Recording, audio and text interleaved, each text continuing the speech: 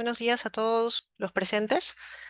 Me presento, soy la doctora Fiorella Guzmán, soy médico psiquiatra del Hospital Cayetano Heredia. El día de hoy voy a hablarles un poco sobre la prevención del suicidio, justamente teniendo en cuenta que el día de ayer, 10 de septiembre, es el Día Mundial, ¿no?, de la prevención del suicidio. Como parte de esta presentación, les estoy poniendo acá el contenido, un poco para saber qué temas voy a abordar, un poco saber la epidemiología, que es sumamente importante para conocer este problema de salud mental actualmente, algunas definiciones importantes para poder poder, digamos, saber qué está presentando el paciente, ¿no? Poder tener un poco más claro los conceptos. Algunos mitos que sería importante tener en cuenta al momento de repente conversar con el paciente, con los familiares. Los factores de riesgo, protectores y, bueno, sobre todo incidir un poco en las estrategias de prevención que podemos poner en práctica, ¿no? Y un poco sobre la evaluación que se puede hacer inicial, ¿no? Del riesgo suicida o de un intento. Bueno, justamente sí es importante, ¿no? La Asociación Internacional de Prevención del Suicidio es la que promueve el Día Mundial, ¿no?, de la Prevención del Suicidio y es también le da soporte y es avalado por la Organización Mundial de la Salud. Y este año es cambiar la narrativa. La idea es que las personas puedan tener una perspectiva diferente, que puedan darse la oportunidad de conocer más, ¿no? Cuál es la realidad de este problema, conocer también realmente qué ocurre con estas personas y cómo se les puede ayudar, ¿no?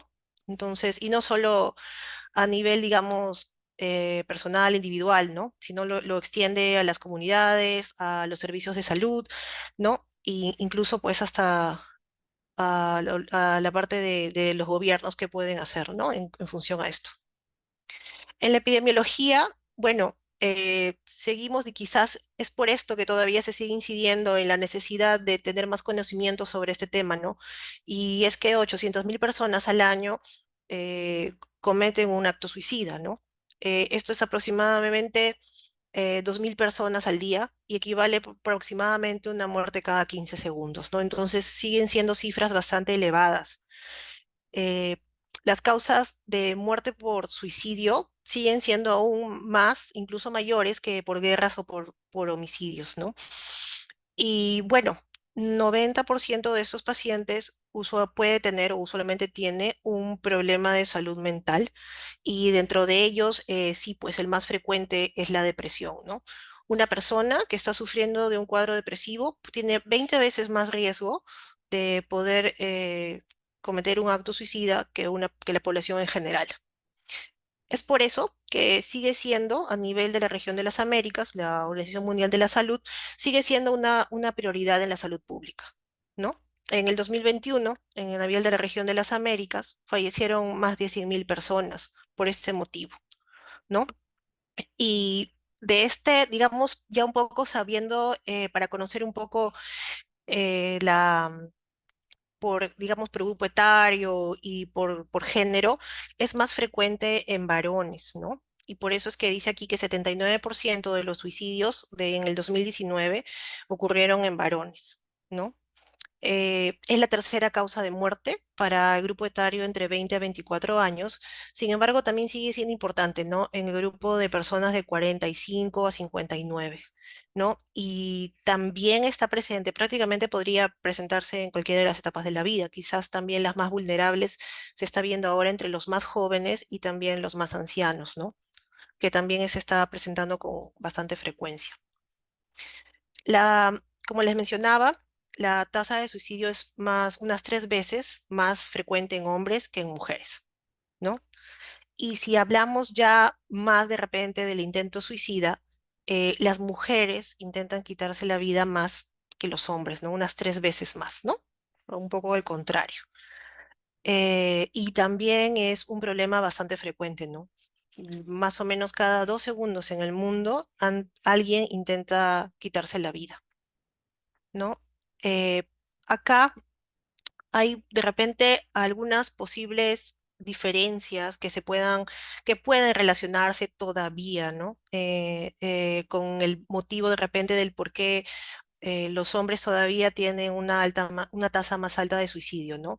Aún de repente todavía en algunos lugares hay este rol de género, ¿no? Del hombre como la persona que protege a la familia, como que el proveedor, ¿no? Entonces es difícil ver quizás esta figura protectora como alguien que más bien sea alguien a quien podamos proteger, ¿no? Entonces, este rol, quizás cumplir esto, puede ser que a veces las personas no busquen ayuda. También a veces la diferencia del método socialmente aceptado, ¿no? Como para manejar el estrés o los conflictos, ¿no? En algunos lugares, o de repente lo hemos visto, a veces para los hombres es menos aceptable pedir ayuda, ¿no? Y también que de repente su estrategia de afrontamiento esté asociada al consumo de alcohol, ¿no? En cambio, quizás en en algunos lugares o a veces la visión es que las mujeres sí pueden pedir ayuda o pueden ser más vulnerables o pueden mostrarse más vulnerables. También la disponibilidad y uso de los diferentes medios o métodos, que eso es lo que ahorita les voy a mencionar. Y también esto, ¿no? La diferencia entre poder solicitar atención para los trastornos mentales. En general, es difícil, ¿no? Para ambos géneros. Sin embargo, como les decía, ¿no? Se acepta un poco más muchas veces que una mujer busque ayuda, ¿no? En cuanto a los métodos que se utilizan, aún persiste siendo más frecuente que los hombres utilicen el método de asfixia o ahorcamiento.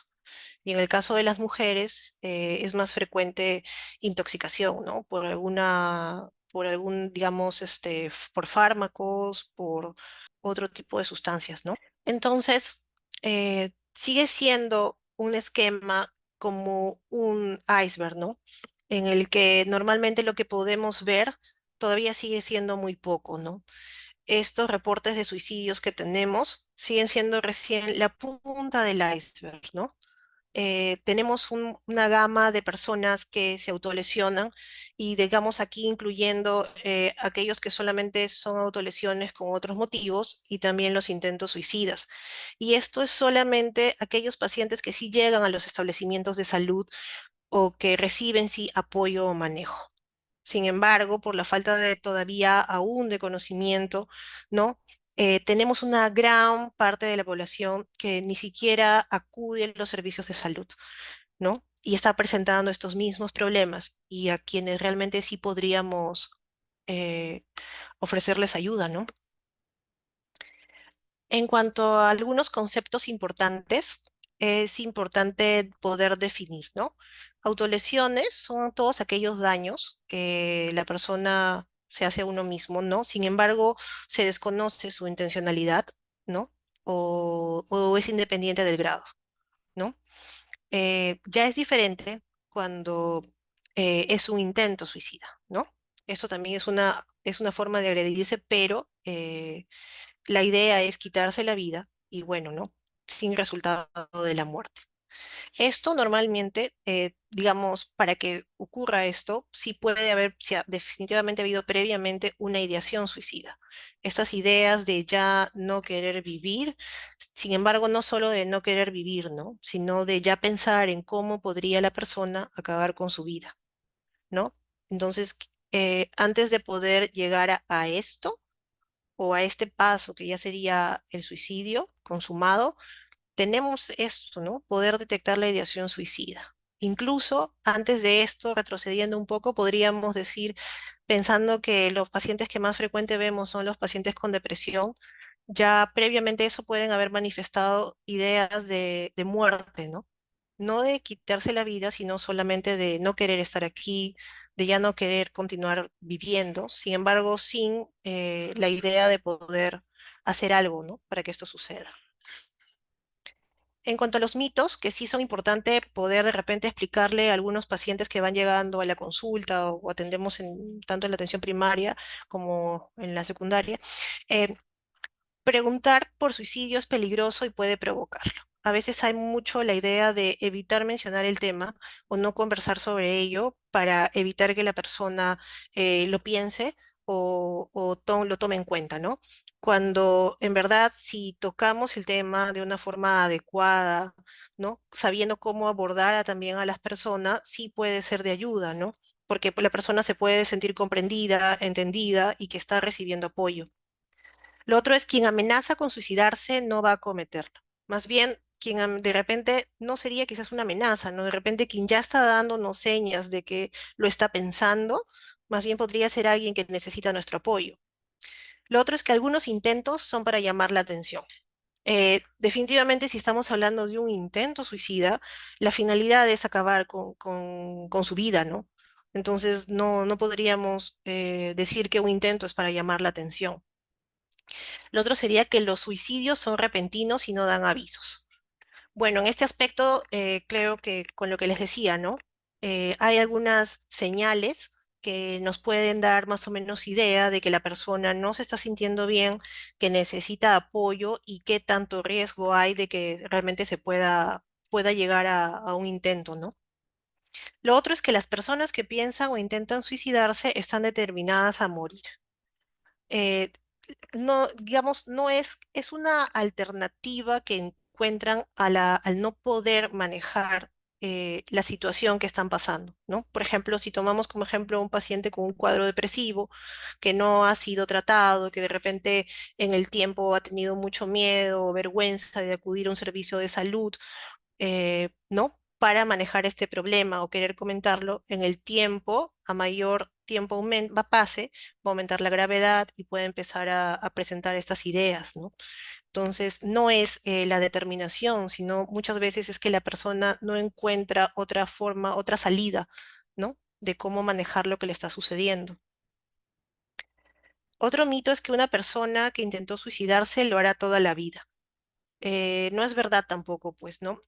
Justamente la idea es poder intervenir para que primero, de repente, la persona de esta ideación suicida no pase a un intento.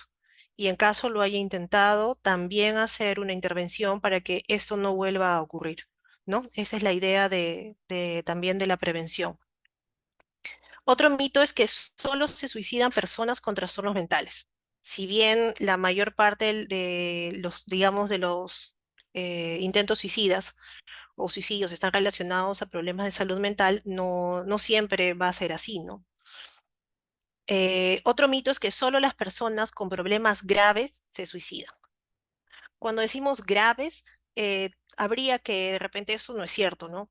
La gravedad depende de lo que cada persona experimente, ¿no? Algo que de repente para una persona es muy importante o muy difícil de afrontar, puede ser que para otra persona no lo sea, y así sucesivamente, ¿no? Más tendríamos que ver qué tan difícil es de afrontar para esa persona, ¿no? Antes de determinar como algo grave, ¿no? Solo los especialistas pueden ayudar a una persona con riesgo suicida.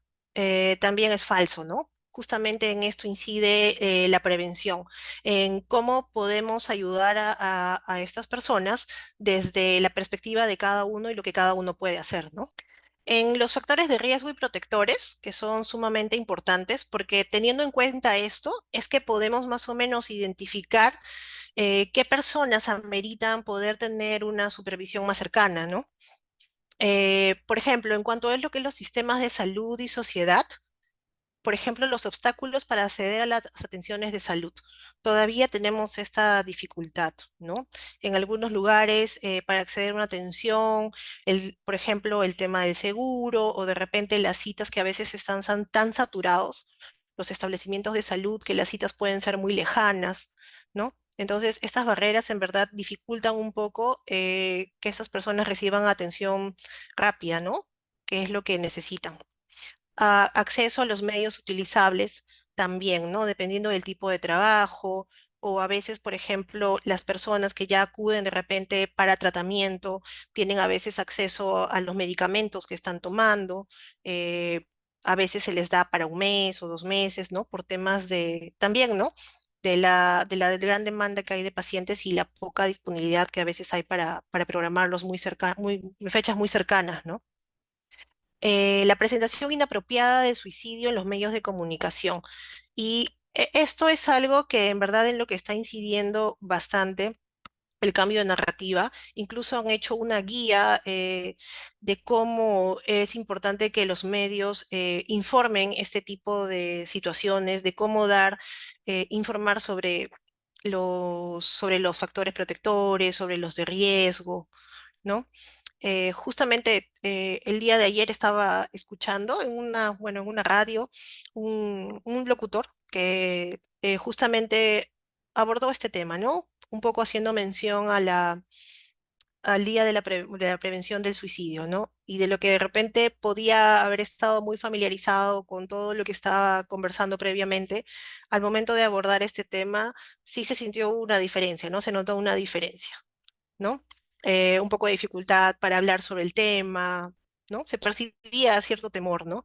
Incluso bueno, yo creo que sin la mayor intención, mencionó, por ejemplo, esta frase, ¿no? Que a veces algunas personas, cuando se les pasa por un minuto o por un segundo esta idea, lo hacen, ¿no?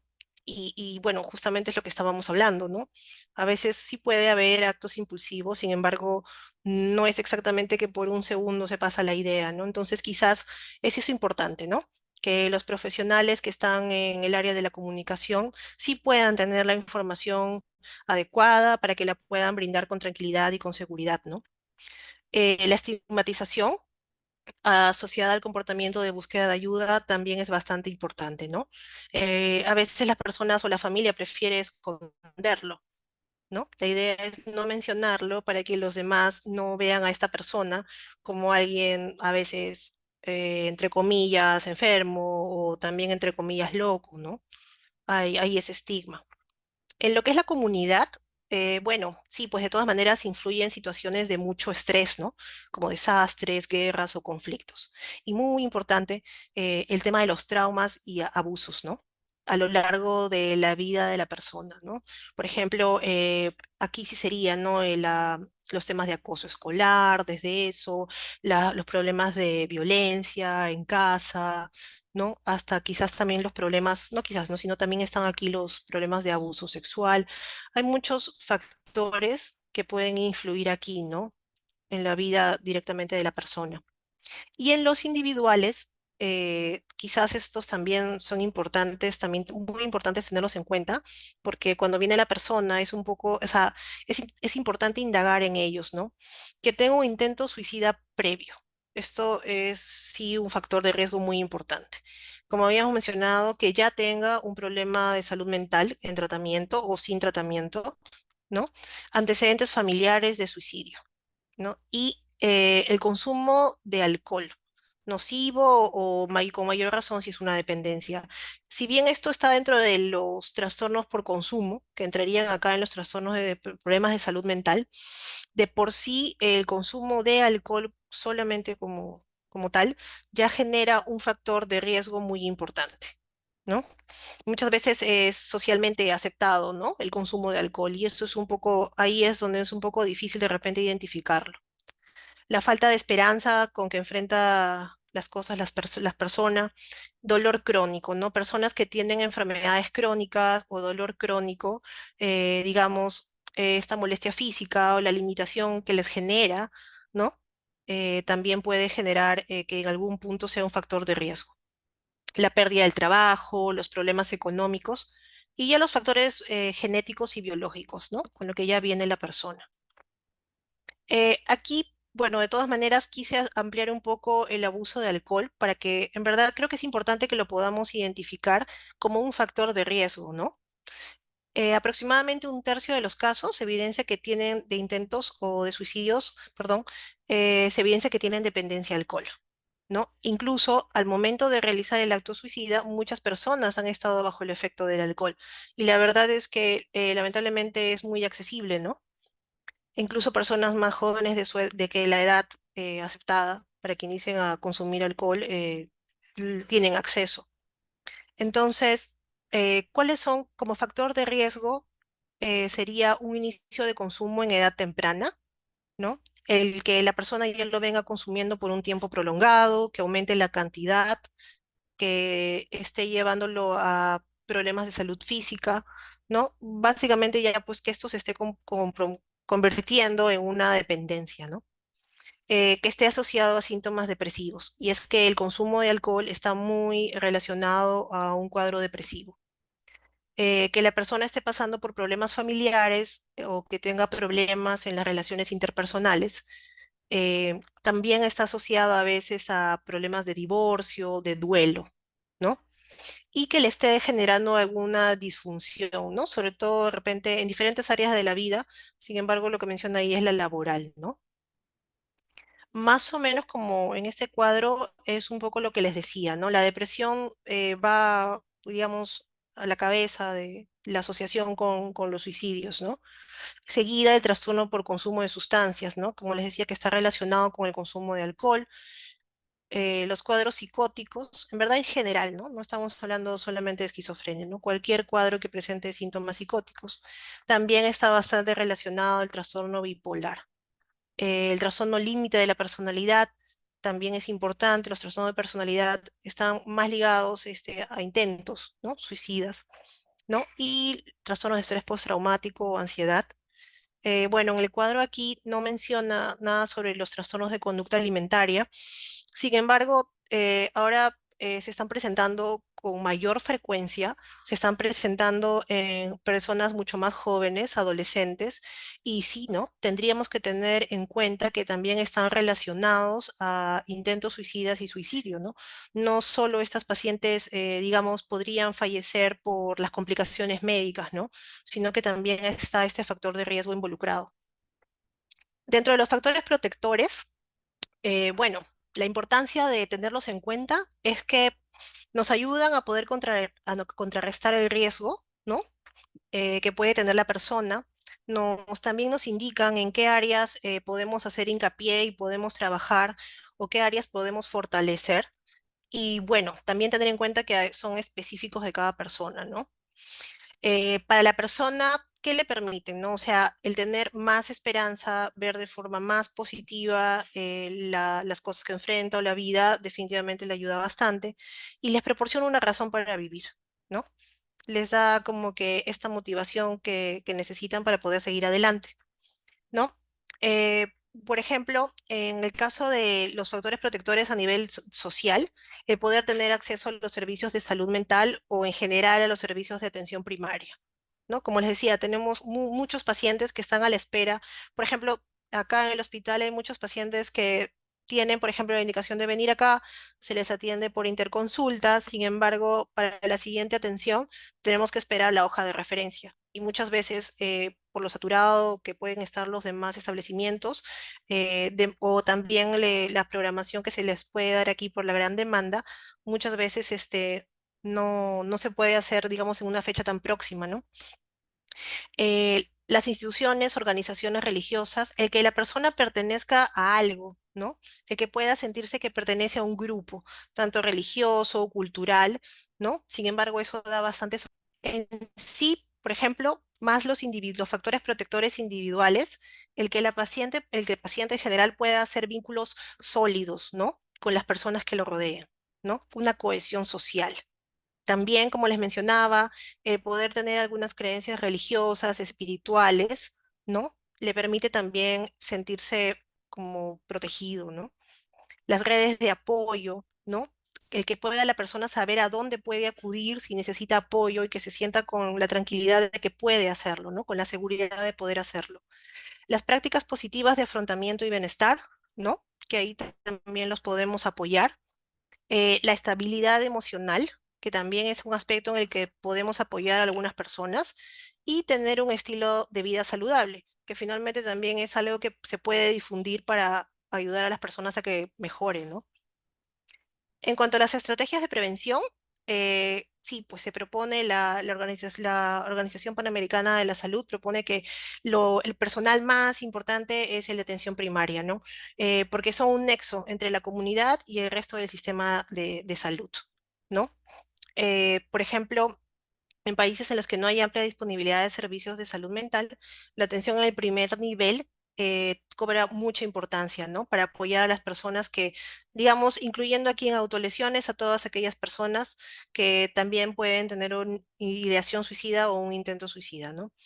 Tienen conocimiento amplio de la comunidad en la que trabajan, pueden ofrecer también una continuidad en la atención, ¿no? Por eso son una pieza clave, en verdad, de la prevención. Y tienen un rol clave, ¿no? En poder brindar este apoyo para elaborar estrategias de prevención. Entonces, la idea es buscar una estrategia integral, una que sea multisectorial, que encaje como un rompecabezas, que todo se pueda articular, ¿no? Entendiendo que cada pieza podría desarrollar un rol importante en la prevención y que al poder encajar todas estas piezas, se puede elaborar una estrategia integral y eficaz. Y es así como presenta el modelo, ¿no? Como un rompecabezas, ¿no? Un rompecabezas donde el personal de atención primaria de salud es una de las principales fortalezas para poder integrar todo esto, ¿no? En esta estrategia de prevención se busca reducir el acceso a los medios suicidas, ¿no? Que haya más conexión de la persona con la comunidad, ¿no? Que pueda también las personas de la comunidad funcionar como un nexo, ¿no? Con los establecimientos de salud, el manejo de la crisis, que la persona se sienta, como les decía, ¿no? Sienta la facilidad de poder acudir a un establecimiento de salud donde van a poder recibir la ayuda, digamos, de acuerdo al nivel de atención adecuada para lo que está presentando, ¿no? Y que sepa también a dónde acudir, ¿no? Muchas veces no saben a dónde acudir, ¿no? Eso requiere también mayor difusión. La posvención, tener en cuenta, pues a veces no tomamos mucho en cuenta qué pasa con los familiares, ¿no? O incluso también no, cuando vienen personas que han intentado quitarse la vida, los intentos suicidas, muchas veces nos concentramos en la persona, ¿no? Y es que también la familia o la persona que está apoyándola también necesita apoyo, ¿no? Porque esta persona va a ayudar a nuestro paciente. Entonces también tiene que tener conocimiento de ciertas cosas, de cómo puede apoyar a la persona y también ver cómo está su estado emocional, ¿no? Porque está presenciando se están dando estas situaciones con su familiar. Que haya medios de comunicación responsables, que se difunda la información de una manera adecuada, eh, una estrategia integral basada en la persona. La persona tiene sus propios factores protectores, sus propios factores de riesgo y verlo como alguien individual, ¿no? eh, Establecimiento de registro y obtención de datos. Aquí, más que nada, poder tener la información adecuada, ¿no? Por ejemplo, si la persona ha tenido intentos previos, si tiene un tratamiento, si lo ha venido siguiendo, si de repente lo ha abandonado para poder, de repente, hacer un poco de psicoeducación respecto a eso. El seguimiento y apoyo de la comunidad, ¿no? Como les decía en el otro aspecto, se relaciona la lucha contra la estigmatización, ¿no? Y en general de todos los problemas de salud mental. Eso ayuda bastante. La asistencia a tratamientos eficaces para que, más que nada, que se trate su problema, que si es que tiene un problema de salud mental, y bueno, ¿no? Que se establezcan políticas nacionales, ¿no? Para reducir el suicidio. Básicamente esto, ¿no? Si todo esto se pudiera articular de forma integral, sería o sea, habría un gran apoyo para el paciente. Y justamente hacia eso va este mensaje, ¿no? Que dice cambiar la narrativa, ¿no? Cambiar la narrativa sabiendo que cada uno de nosotros puede colaborar y ayudar a una persona que tiene un riesgo suicida, ¿no?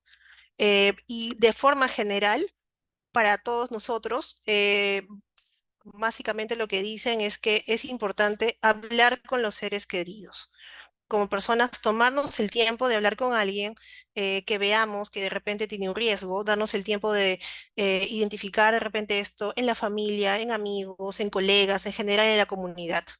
¿No? Identificar a estas personas que están pasando por momentos difíciles y animarlos a buscar ayuda, mostrarnos empáticos acerca del problema que están pasando, validar sus emociones o cómo se están, ¿no? Que la situación que están pasando y poder ofrecerles apoyo. Y para eso es importante que nos mantengamos informados, que tengamos acceso a información clara, adecuada, que podamos recibir capacitaciones sobre prevención, que se pueda concientizar a las personas sobre el suicidio, ¿no? Para poder identificarlo y que puedan brindarle el apoyo correspondiente. También, bueno, de forma segura, también identifican que aquellas personas que han perdido un familiar o a alguien por un suicidio, es un aporte importante el que comenten cómo se sienten, esa experiencia que tan dolorosa, ¿no? Y cómo han podido afrontarla, ¿no? A veces sirve de mucho esto. Y abogar por la concientización sobre la salud mental. Esto es muy importante, ¿no? Ese es un punto en el que hay que seguir trabajando, ¿no? Más o menos para poder evaluar cómo podría llegar un paciente a la consulta. Acá le pongo una serie de formas en las que puede llegar. Y es que puede llegar de muchas formas, ¿no? Muchas personas llegan a la consulta por otros motivos, ¿no? Difícilmente van a mencionar que eso o eso es lo que les está preocupando, o de repente no lo logran identificar porque se asocia a algo, alguna molestia física, ¿no? Entonces es importante identificarlos. Generalmente podrían estar preocupados por su salud física, poder identificar el riesgo suicida en aquellas personas que tienen dolor crónico, ¿no? O enfermedades crónicas, ¿no? Aquellas que están expuestas a ciertos estresores sociales, ¿no? Y bueno, si evidentemente luz enojada, irritable, también ver qué está pasando, o si vemos una persona deprimida, apática, desmotivada, también ahondar un poco no solamente en la parte física, ¿no? Sino en el estado emocional de la persona. Y también poder identificar las señales de alarma. Si bien hay factores de riesgo, las señales de alarma nos dicen cuándo es posible que inmediatamente la persona pueda cometer un acto suicida, ¿no? Eso nos permite ver el riesgo. Y aquí están, ¿no? Más o menos cuando tiene señales de alarma verbales sobre su futuro, ¿no? Cuando dicen quiero terminar con todo, mi vida no tiene sentido, son expresiones que escuchamos a veces en estas personas, ¿no? Sobre sí mismas, de mucha culpa, vergüenza, impotencia, inutilidad, ¿no? Suelen decir no valgo nada, ya nada tiene solución, no logran ver una salida para los problemas que están pasando sobre muerte o suicidio, ¿no? Lo ven como de pronto, como una alternativa para dejar de sufrir, para poder huir de lo que están viviendo, ¿no? Como de liberación, ¿no? Frases como quiero desaparecer, ya quiero descansar, o no vale la pena seguir viviendo, ¿no? Y alarmas, pero ya del comportamiento de la persona, podría ser que veamos en esta persona un cambio de humor, que se empiece a aislar, que haya consumo de sustancias, ¿no? Que ya sospechemos de que de repente bueno, está autolesionándose, que ya lo veamos descuidado, ¿no? Que ya no tenga interés de repente en su higiene personal, en su cuidado personal y que de repente veamos que de alguna manera está pensando o elaborando un plan para quitarse la vida, ¿no?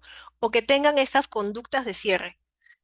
Por ejemplo, regalar cosas, que se ponga en comunicación con alguien, con un familiar o amistad que no contactaba desde hace mucho tiempo, o que lo visite de forma inesperada. Hablan de poner las cosas en orden, ¿no? O finalmente ya que deje una carta de despedida, ¿no?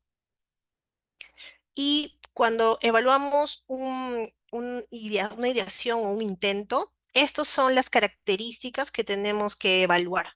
Esto es sumamente importante porque esto nos va a ayudar a evaluar el riesgo.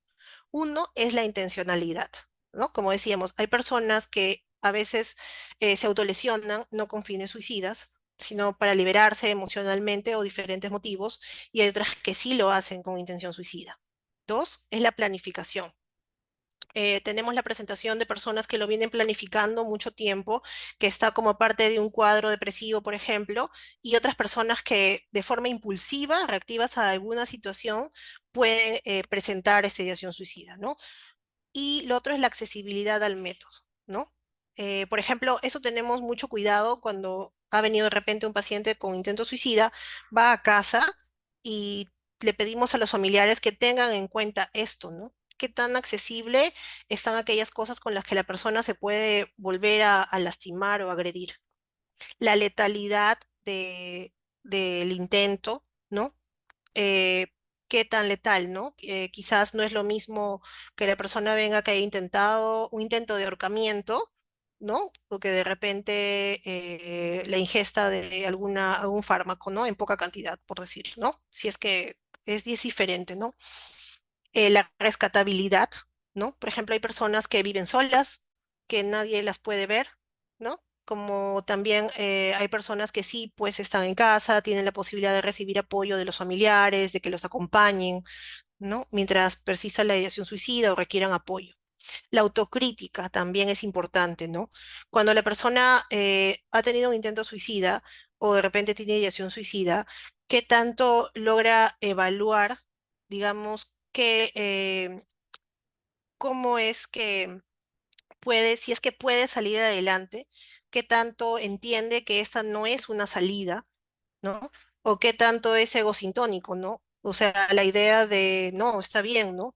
No lo hice ahora, pero en verdad sí, sí lo haría de nuevo, porque siento el mismo dolor, la misma intensidad de la emoción. Y la instrumentalización, ¿no? Si bien un poco relacionado a la intencionalidad, ¿no? Un poco ver si de repente puede haber una ganancia secundaria, ¿no? Digamos, del intento. Y muy importante, saber de qué forma tenemos que entrevistar a un paciente, ¿no? Que no es una entrevista de repente usual, ¿no? Tiene que haber una comunicación eficaz. Se tiene que fomentar el respeto, la dignidad de la persona. Y la idea es poder darle confianza para que nos pueda contar lo que está sucediendo, ¿no? Por lo que está pasando. Permitirle que vea que es una conversación abierta, que donde no va a ser juzgado o criticado, ¿no? Y también es importante tener en cuenta el entorno, ¿no? Que sea un ambiente tranquilo, cómodo, donde se pueda dialogar con la persona, donde no haya interrupciones, ¿no? Y cuidar mucho nuestro lenguaje corporal, ver también que podamos hacer contacto visual, ¿no? Por ejemplo, de repente tomamos muchas notas y la persona nos está contando algo muy doloroso y podemos seguir tomando nota, ¿no? Entonces eso no demuestra mucha empatía, ¿no? Y bueno, sí, pues también que nos vean una postura cómoda, como que estamos escuchándolo, ¿no? También pues para crear un ambiente que facilite la comunicación abierta, como les decía, un espacio privado, mantener el contacto visual, explicarle, ¿no? Eh, que la información, bueno, en la medida de lo posible va a ser tratada con confidencialidad, ¿no? Que de repente detalles de lo que ella nos está comentando no se le van a dar al familiar. Sin embargo, sí se le va a dar al familiar la información de que hay un riesgo, ¿no? Para que puedan tomar las medidas en casa, ¿no? Entonces, siempre es importante conversar en privado, ¿no?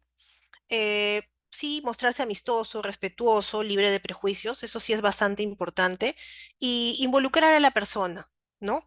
Escucharla atentamente, oír cómo está interpretando ella lo que está sucediendo, también darle espacios, ¿no? Muchas personas necesitan expresar lo que sienten y de repente por obtener información que nos parece importante o que tenemos en mente, interrumpimos, ¿no? Entonces hay que saberle darle los espacios necesarios a estas personas para que se sientan escuchadas y finalmente empoderar a la persona, ¿no? La idea es que ella misma o él mismo pueda buscar soluciones, que pueda darse cuenta que digamos que el suicidio no es una salida, no es una solución a los problemas, ¿no? Y que hay formas en las que puede salir adelante. Por ejemplo, para la entrevista también es importante comenzar escuchando, la escucha activa, ¿no? La persona en una entrevista, quien más habla es la persona, porque es la persona la que trae su problema y quiere contarlo. Nosotros podemos un poco dirigir para finalmente también tener aquellos datos importantes, pero escuchar es sumamente importante. Usar las buenas habilidades de comunicación, ¿no? Permitir que la persona haga preguntas. Se puede resumir algunos puntos claves como para verificar que la persona también los haya entendido, ¿no? Usar un lenguaje muy sencillo, ¿no? Y preguntas abiertas, ¿no? Eso es bastante importante, ¿no? También También la idea es poder responder con sensibilidad cuando la persona finalmente nos comenta aquello que de repente es muy importante o muy doloroso, ¿no? O aquello que es más difícil de contarle o que a veces nos dice, no se lo he contado a nadie, ¿no? Pero de pronto deposita la confianza en uno de nosotros. Y se le puede decir, por ejemplo, como esa frase, ¿no? Gracias por contármelo, ¿no? A pesar de que sé que es duro para ti. ¿No? O también reconocer el esfuerzo y lo valiente que es la persona al poder darse la oportunidad de comentárselo a alguien, ¿no? Y qué mejor que a un profesional de la salud. Y para la evaluación y manejo de las autolesiones o autolesiones, eh, la OMS da estas pautas, ¿no?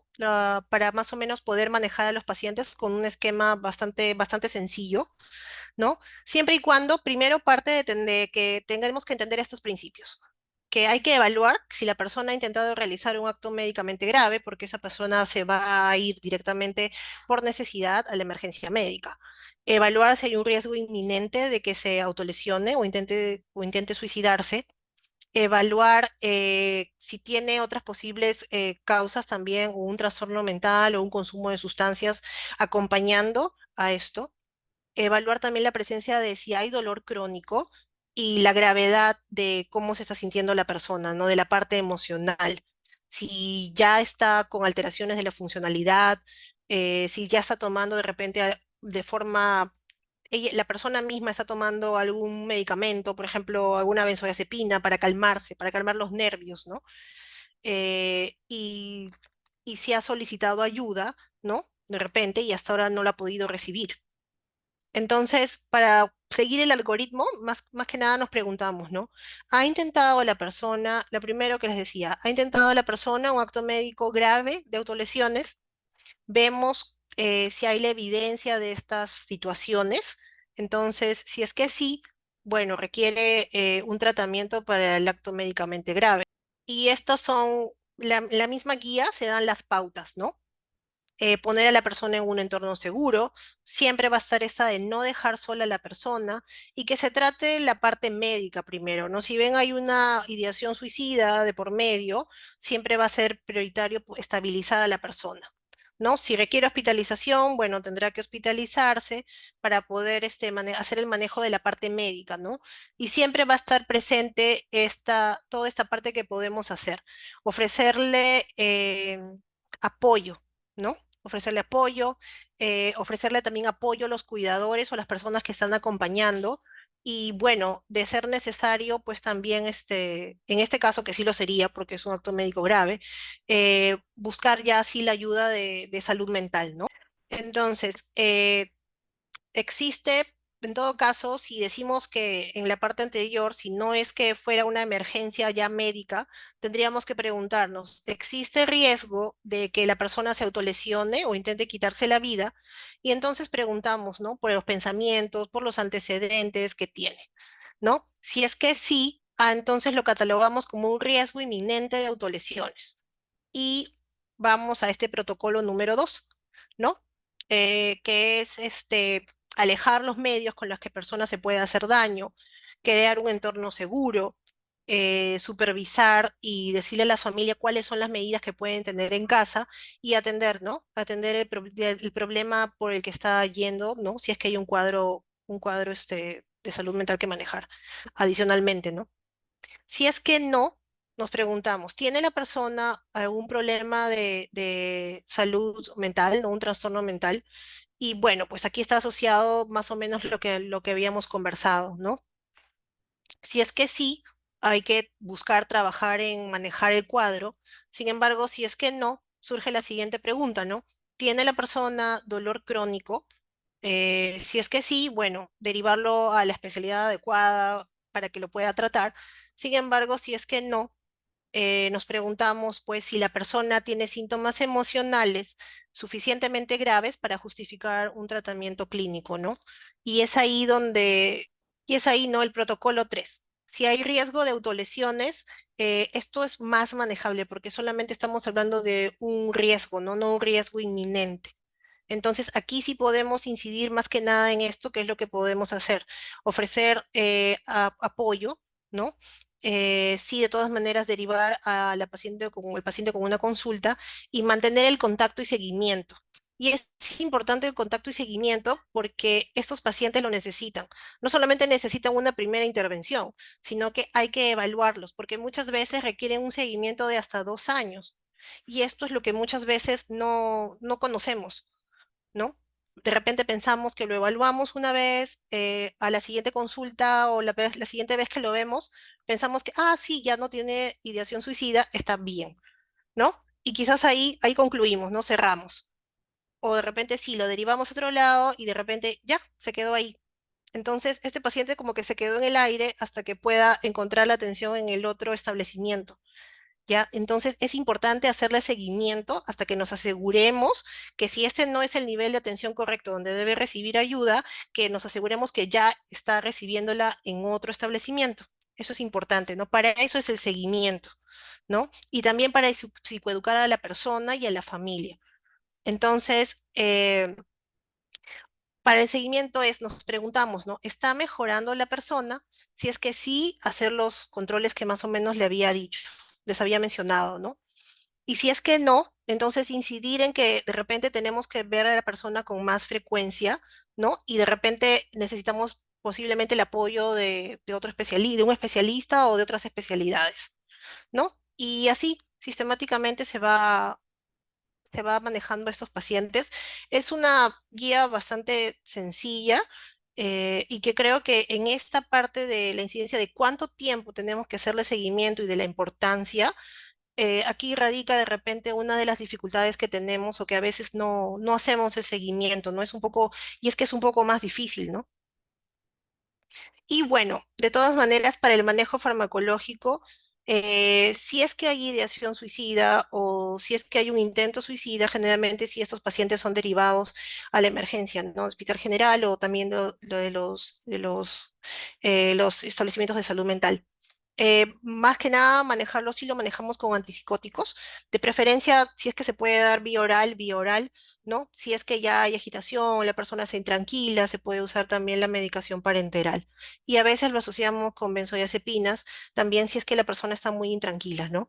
Sin embargo, también hay otras alternativas como darles poder que lleven su tratamiento con antidepresivos, ¿no? Hay otras opciones como el litio, la clozapina, la ketamina, ¿no? Que también están actualmente. Sin embargo, ya sería un manejo más diferenciado eso, ¿no? Y tener en cuenta los principios, ¿no? De manejo de un paciente, ¿no? Sobre todo es fácil porque está podemos contarlos con los dedos de la mano. Uno sería proporcionar cuidados y crear un entorno seguro para la persona. Eso es sumamente importante, ¿no? Dos, psicoeducar a tanto a la persona como a los familiares, en general a todas las personas, a la comunidad. Verificar que estemos tratando a las personas que tienen un problema de salud mental, dolor crónico, y acá también diría, ¿no? Enfermedades crónicas asociadas a depresión, ansiedad, un problema de salud mental, ¿no? O desasosiego emocional, como lo menciona acá. Ofrecer apoyo psicosocial, como les decía, ¿no? Que sepan que pueden recibir ayuda y ofrecer apoyo, como les decía, no tomamos a veces en cuenta a las personas que están acompañando a nuestro paciente. Y ellos tendrían también que poder estar estable, necesitan ser escuchados de cómo se están sintiendo emocionalmente ante esta situación y apoyarlos para que puedan afrontar esto, cómo salir adelante. A veces no le decimos a la familia, muchas veces le decimos, señora, por favor, tome estas medidas, le vamos a dar estas indicaciones para casa. Y quizás no sabemos qué está sintiendo, qué está experimentando esta persona al haber evidenciado que su familiar ha pasado por esto, ¿no? Y bueno, eso es lo que les he traído hoy día. Espero que si haya sido de algo que puedan de repente, que busquemos implementar, ¿no? Cada día sí podemos ir mejorando la atención que le damos a este tipo de pacientes. Tienen las guías de la Organización Mundial de la Salud y la información que también les he traído sobre este mensaje actual de cambiar la narrativa también está pues accesible, ¿no? Para que lo puedan entender. Muchas gracias.